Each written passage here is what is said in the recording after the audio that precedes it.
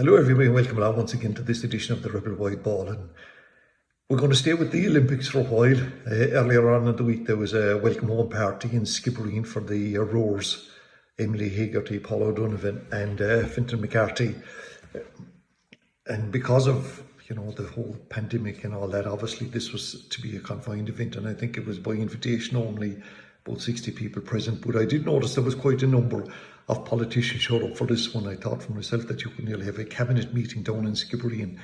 You have Micheál Martin, Simon Coveney, and of course our good friend the Ministers for Sport, Jack Chambers, as well as local TDs and local councillors had to get in the act as well. But I think maybe that rather than getting involved in bashing politicians, which we're all fairly handy at, the input of the state and funds from the state, taxpayers' money, is important in terms of sport in this country. And were it not for that, there's a multitude of other factors involved as well. But Grandson Sports Ireland, which is directly from the government, from the state, is very important in funding all of these events and making sure that that Irish athletes can go to the Olympics, number one, and that can partake there in a very competitive manner. So I think that is to be acknowledged. In terms of bashing politicians, my God, did they give us plenty of examples of that. The appointment earlier on as a government envoy, what's her name, Catherine Sapone. I just can't believe why they do continue to do this. It was okay long ago, maybe when people didn't have access to what was happening, but you're like, any move now is going to be nailed, and so it was the opposition. She had to withdraw her name from this position. I can't imagine how anybody got too excited. I think it was 15 grand a year. I don't know how much work was involved in it. She now lives in the US or somewhere, and probably it was a handy enough number. But why politicians that do, they do good work, but why they'd spoil it with this? And then of course we discovered that there was a bit of a session in the Marion Hotel in Dublin where there was a bit of outdoor dining. There was a number at it, and of course that caused people to go ballistic. Technically speaking, I believe they didn't break any law, but the spirit of it is probably another thing. And then you had Eamon Ryan, the leader of the Green Party, he turned up at some shindig as well. And all of these things just simply add to the fury of the nation, fury to the citizens. But anyway, that was that. Phil Healy, of course, our West Cork treasurer, since I spoke to you last, she has taken part in the Olympics. And even though that she does come home without medals, I don't think there was ever, let's be realistic, to win a sprint medal in the Olympics is, it's probably far beyond Irish athletes, let's be truthful about it. But the very fact that she was the first athlete to take part in 3 events, and she ran in 4 races, and I can never remember an Irish athlete lining up with a sprint final in the Olympics. But not alone it's her ability to run, but her whole personality has endeared herself greatly, not alone to the people around this neck of the woods, but I presume right throughout the county. And she is without doubt now a serious role model, and I have absolutely no doubt, maybe it might be people going to athletics, but it will definitely increase the participation in that sport as well. But girls taking part in all other sports, so well done to everybody, and in particular to the Olympic athletes up to now. Kelly Harrington is the latest attention of the nation, if you like, in terms of the Olympics, and the fact that she had that split decision victory this morning ensures that she's got a silver medal at least, and she was now fighting a Brazilian, Beatriz Ferreira, I think is her name, on Sunday morning at 6 o'clock, and I would imagine the nation will rise early to see that one. This lady is also after her boxing prowess, obviously, but her personality, and we've got to know her a little better because of all her media interviews. And it's the first time that we have a female in a boxing final since 2012, when Katie Taylor set the world alight on that occasion. So maybe in this occasion again, it's going to be a big ask. The Brazilian that she's going to be fighting, by all accounts, she's going to be 40 next October. She's around a while, and to quote somebody that's in a little bit of the know better than most of us, she's a hardy cutter when she's out. And probably have there again when she's inside the ring. But there is another interest from the Rebel County. Yesterday when Cian O'Connor's horse Kilkenny had to be withdrawn, he was taking part in the show jumping individual event, and after he had completed his round, they discovered that the horse had a nosebleed, and because of that the horse was withdrawn. But one man's misfortune is probably another one's opportunity, and it meant that Shane Sweetnam, who was the travelling reserve, is from Castlemagner, will now take part in the team event semi-finals tomorrow and the final on Saturday. And who knows, maybe he'd add to the Rebel list of medals. And of course, being from Castlemagner, and I know they're going to be really proud of him up there, there's a West Cork connection as well, and I've been off wondering how I get to bring Ahi Hole into the Olympics when I have the opportunity, because Shane's aunt is Anne Sweetnam, who is Anne Donegan, I should say, lives in Ahi Hole, and Shane's father, Johnny Sweetnam from Inishannon, and played hurling and was a good hurler too, with Valley Rovers in his day. So the West Cork connection, and the Cork connection certainly continues. In terms of GA, sure, obviously it was a massive weekend, and it was amazing that earlier on in the week we were getting requests for tickets, not that we could do anything about it, for a Cork team playing Croke Park in August, and something that was absolutely great. There was a time in the past when you'd be saying, oh my God, what do you do? These fellas looking for tickets, half of them don't deserve them. But it's so different, and it's great to see that people can get to see the match, not a huge amount of them. But certainly, it's probably a sign that maybe normality is improving. But Cork and Kilkenny, like it's the dream All-Ireland semi-final, if you like. Who's going to win it? Well, obviously I haven't a clue. History would say Kilkenny, in the recent past in particular, they have the upper hand against Cork. But there's other factors will come into this, and if it comes down maybe to speed, the open space in Croke Park. And when you look at the Cork team, it's absolutely built in speed. Tim O'Mahony's goal last week was a pure example of that. You've got Robbie O'Flynn, Shane Kingston, Jack O'Connor, these guys, and several more of that team. I'd like to see their times over the 100 metres. I reckon they're they're probably the fastest Cork team, hurling team in particular, that have ever ran out on the Croke Park. They're scoring goals. That's going to be vital on Sunday. But it's Kilkenny, and it's a while since I saw Kilkenny coming to an All-Ireland semi-final with generous cornerbacks. And if you go back through history, you will find that they are to fit that number 2 and number 4 jersey, and their full back line on Sunday is going to be vital. They have a great full back in Hugh Lawler. Then Tommy Walsh is at cornerback. Padraig Walsh is a centre back. Now Padraig is probably not the traditional centre back, but he better be on Sunday to keep an eye on these Cork fellas. I think Cork have more scoring potential. They depend a lot on TJ Reid and Kilkenny, maybe Owen Larkin, or Owen Cody, I should say. And when you look at the Cork bench, then the guys that they can bring in terms of Shane Barrett, Alan Connolly, the corresponding to Walter Walsh, and is it Michael Carey. So all in all, I think it's going to be an intriguing battle. And in the past, admittedly, Kilkenny won out. But I'm going to use an equestrian. I'm going to finish with an equestrian comparison, if you like, to get over the line in this one.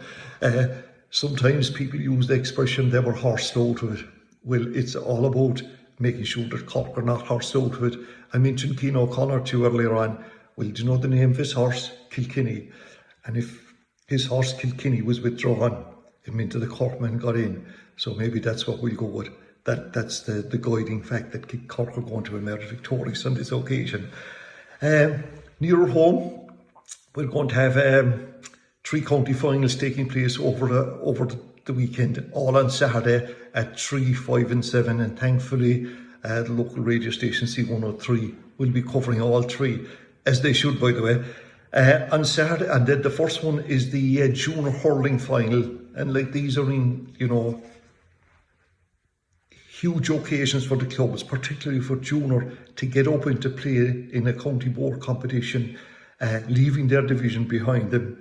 But obviously that's only going to happen for 2, and it will not happen for the 2 others. The 3 o'clock game is between Lisgould and Glenmort. Now, Liscool have never been in a county final. I don't know an awful lot about them. I remember one time saying hello to some fella doing a commentary match, and he was in the lower field in Liscool. If the place ever existed, I'm not too sure. But they had a good win over Drumtariff last weekend. They won the East Cork for the very first time in their history.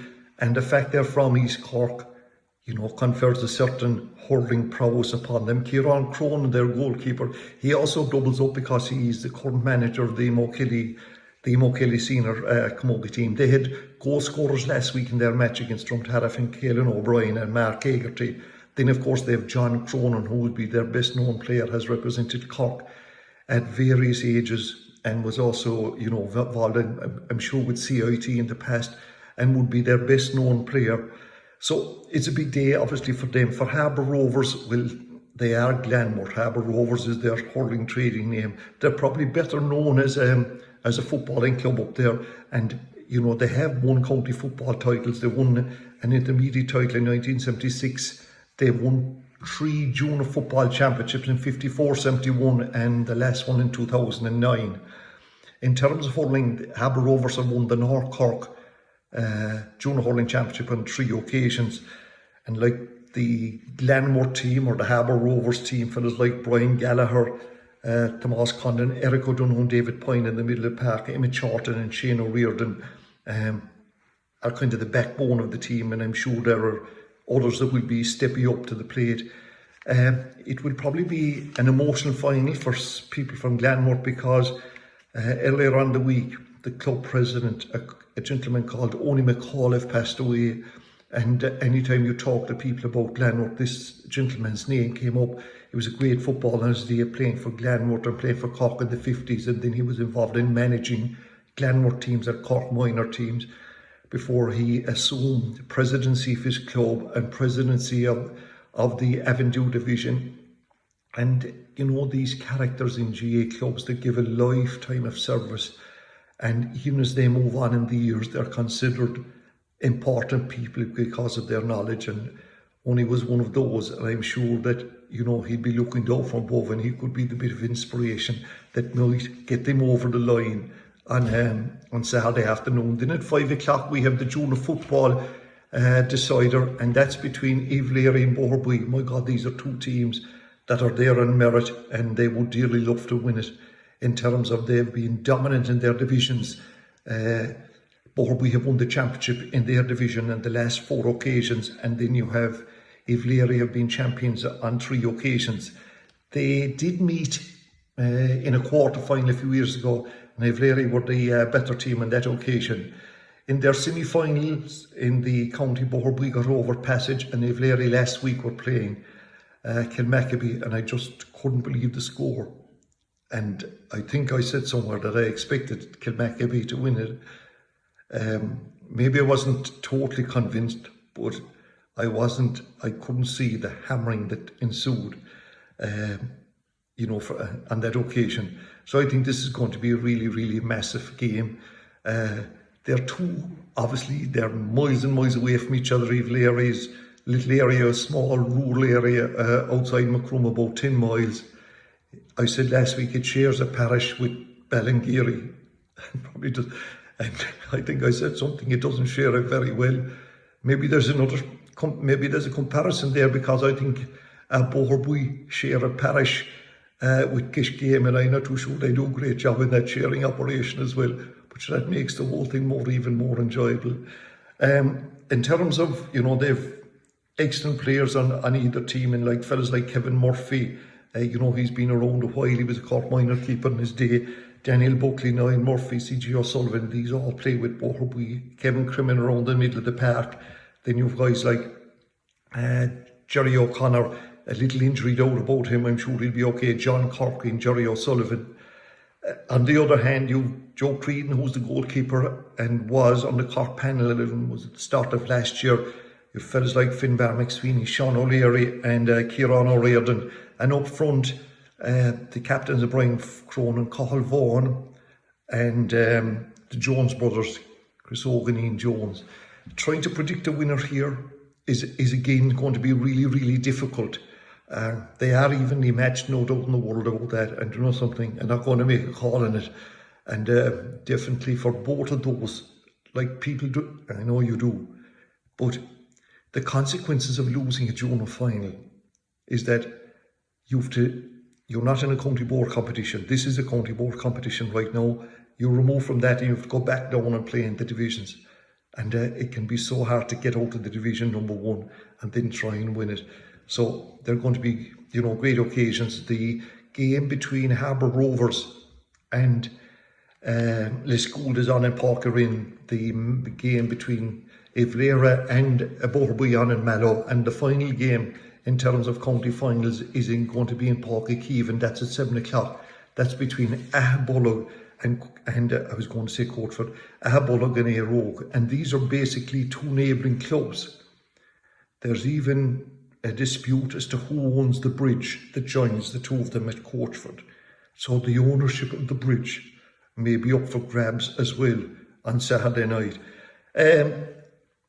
Ahabolog would be, they're both two clubs. Ahabolog would be probably the least well known of the two.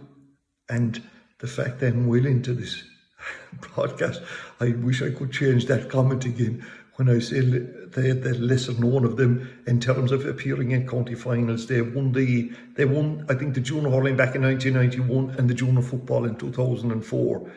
Éire Óg have been visitors to the victory podium, particularly in football, over the last couple of years, winning 4 county titles. 2008 they won the junior football, 2015 the intermediate football championship, and then 2019 the Premier Intermediate Football Championship, and a couple of weeks ago they beat Mallow in the Senior A to become a Premier Scene of football.